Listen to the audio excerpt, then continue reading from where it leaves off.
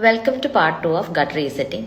ഇനിയുള്ള ഒരു 2 to 4 week നമ്മൾ ചെയ്യേണ്ട കാര്യങ്ങളാണ് ഈ വീഡിയോയിൽ പറയാൻ പോകുന്നത്. കഴിഞ്ഞ ആഴ്ചയിൽ നമ്മൾ എന്താ ചെയ്തത്? ആ 1 വീക്കിൽ നമ്മുടെ ഗട്ടിൻ്റെ ഇൻഫ്ലമേഷൻസ് എല്ലാം നമ്മൾ കുറച്ചു.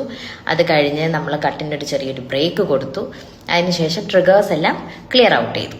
ഇനി ഹീലിംഗ് പ്രോസസ്സ് തുടങ്ങാൻ പോവാണ്. ഈ ഹീലിംഗ് പ്രോസസ്സിൽ നമ്മൾ ചെയ്യാൻ പോകുന്നത് നമ്മുടെ ഗട്ടിൻ്റെ ലൈനിങ് സ്ട്രെങ്തൻ ചെയ്യും, അതുപോലെ തന്നെ ഗുഡ് ബാക്ടീരിയ ബാലൻസ് ചെയ്യും. അപ്പോൾ അതിനായിട്ട് നമ്മൾ ചെയ്യേണ്ടത് നമ്മുടെ ഡയറ്റിൽ ഈ ഹീലിംഗ് പ്രോസസ്സിന് ഹെൽപ്പ് ചെയ്യുന്ന ഫുഡുകൾ ആഡ് ചെയ്യുക എന്നുള്ളതാണ്. അതായത് ഫ്രൂട്ട്സ് ആഡ് ചെയ്യുക, പപ്പായ, ബനാന, പൊമഗ്രാനേറ്റ്, ആപ്പിൾസ് ഇതെല്ലാം ആഡ് ചെയ്യുക, ഗോവ, പിന്നെ സ്വീറ്റ് പൊട്ടറ്റോസൊക്കെ ഞാൻ നേരത്തെ കഴിഞ്ഞ വീഡിയോയിൽ ഞാൻ മെൻഷൻ ചെയ്തു. സ്വീറ്റ് പൊട്ടറ്റോ ഭയങ്കര ഫൈബർ റിച്ച് ആണ്, നമുക്ക് ഒരു ഫുള്ളർ ഫീലും തരും, നമ്മളെ വയറിന് വളരെ നല്ലതുമാണ്. അപ്പോൾ ഒരു മീഡിയം സൈസ് സ്വീറ്റ് പൊട്ടറ്റോയൊക്കെ നിങ്ങൾക്ക് ആവിയിൽ പുഴുങ്ങി കഴിക്കുന്നത് വളരെ നല്ലതാണ്. ഓക്കെ, അതുപോലെ തന്നെ എല്ലാ ദിവസവും 1 ടീസ്പൂൺ ഗീ കഴിക്കുന്നത് വളരെ നല്ലതാണ്. ബട്ടർ മിൽക്ക്, യോഗേർട്ട് ആഡ് ചെയ്യാം. പിന്നെ നിങ്ങൾ കേട്ടിട്ടുണ്ടാവും ഈ ബീട്രൂട്ട് കഞ്ചി എന്ന് പറഞ്ഞൊരു സാധനമുണ്ട്. കഞ്ചിയാണോ കഞ്ഞിയാണോ എന്ന് എനിക്കറിയില്ല. നമ്മുടെ നാട്ടിലൊക്കെ KNJI ഇസ് കഞ്ഞി. അപ്പോൾ കഞ്ചി എന്നാണ് എല്ലാവരും പറയുന്നത്, I don't know. So what ever, അതൊരു ഫെർമെൻറ്റഡ് ഡ്രിങ്ക് ആണ്. ഹോം മെയ്ഡ് ഫെർമെൻറ്റഡ് ഡ്രിങ്ക്സ് എല്ലാം നല്ലതാണ്. അതുപോലെ തന്നെ ബോൺ ബ്രോത്ത് നല്ലതാണ്. ഇപ്പം വെജിറ്റേറിയൻ ആയവർക്ക് വെജ് ബ്രോത്ത് നിങ്ങൾക്ക് ഇൻക്ലൂഡ് ചെയ്യാം ഡയറ്റിൽ.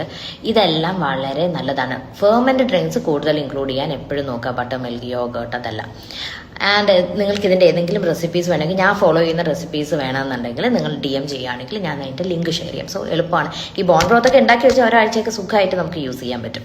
അങ്ങനെയൊക്കെ ഉണ്ടാക്കി വെക്കാൻ പറ്റുന്ന ഈ ഫെർമെൻറ്റഡ് ഡ്രിങ്ക്സും അതേപോലെയാണ്, എളുപ്പമാണ്. അപ്പോൾ നമുക്ക് നമ്മുടെ ഡയറ്റിൽ ഇൻക്ലൂഡ് ചെയ്യാനായിട്ട്. ഇനി അടുത്തത്, നിങ്ങൾ ഫുഡ് മെല്ലെ കഴിക്കുക എന്നുള്ളതാണ്. ചവച്ചരച്ച് സമയമെടുത്ത് ഫുഡ് ഇൻടേക്ക് ചെയ്യുക.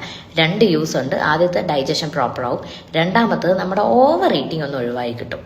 അപ്പോൾ അത് രണ്ടിനും ഈ ചവച്ചരച്ച് കഴിച്ച് സമയമെടുത്ത് കഴിക്കുന്നത് ഹെൽപ്പ് ചെയ്യും.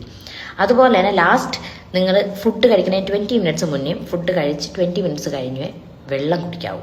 ഇത്ര കാര്യങ്ങളാണ് നിങ്ങൾ ഈ 2 to 4 വീക്സിൽ ചെയ്യേണ്ടത്. എല്ലാ ഫുഡും നിങ്ങൾക്ക് കഴിക്കാം. ആകെ ഞാൻ ആദ്യത്തെ വീഡിയോയിൽ പറഞ്ഞ കുറച്ച് ഗട്ട് ഡിസ്ട്രോയിങ് ആയിട്ടുള്ള ഫുഡ്സ് ഇല്ലേ, അത് മാത്രം ഒഴിവാക്കുക. ബാക്കി എല്ലാം നിങ്ങൾക്ക് കഴിക്കാം. സോ ബാക്കി മെയിൻറ്റെയിനിങ്ങിനെ പറ്റി അടുത്ത വീഡിയോയിൽ പറയാം. ബൈ.